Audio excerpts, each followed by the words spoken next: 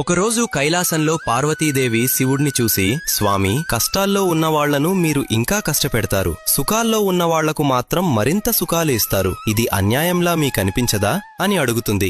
ఆ మాటలు విన్న శివుడు చిరునవ్వు నవ్వి, దేవి, నీ ప్రశ్నకు సమాధానం మాటల్లో చెప్పలేను. కొన్ని సత్యాలు మాటల్లో చెప్పలేం దేవి, అవి జీవితంలోనే అనుభవించి తెలుసుకోవాలి అని చెప్పి పార్వతీదేవిని భూలోకానికి తీసుకుని వస్తాడు. శివపార్వతులు ఇద్దరూ అలా నడుచుకుంటూ ఒక చిన్న గ్రామానికి చేరుకుంటారు. చాలాసేపు నడిచిన తర్వాత అలసిపోయిన పార్వతీదేవి, స్వామి, కొద్దిసేపు ఇక్కడే విశ్రాంతి తీసుకుందాం అని అంటుంది. ఆ మాటలు విన్న శివుడు, సరే, మనం ఇక్కడే విశ్రమిద్దాం. నేను వంటకు కావాల్సిన సామాన్లు తెచ్చివస్తాను దేవి, నువ్వు వంటపోయికి కావలసిన 3 ఇటుకలు తీసుకురా అని పంపిస్తాడు. ఇటుకల కోసం వెతుకుతూ పార్వతీదేవి ఒక ఇంటి దగ్గరకు వెళ్తుంది. కాని ఆ ఇంటిని వదిలేసి పక్కనే ఉన్న పాడుబడిన ఇంటి గోడ నుంచి ఇటుకలను తీసుకుని శివుడి దగ్గరకు వస్తుంది. ఇటుకలను చేతుల్లో పట్టుకున్న పార్వతీదేవిని చూసి శివుడు చిరునవ్వు నవ్వుతాడు. అది చూసిన పార్వతీదేవి, స్వామి, ఎందుకని అలా నవ్వుతున్నారు అని అడుగుతుంది. శివుడు కొంటిగా చిరునవ్వు నవ్వి, దేవి, చాలా కష్టపడినట్టు ఉన్నావని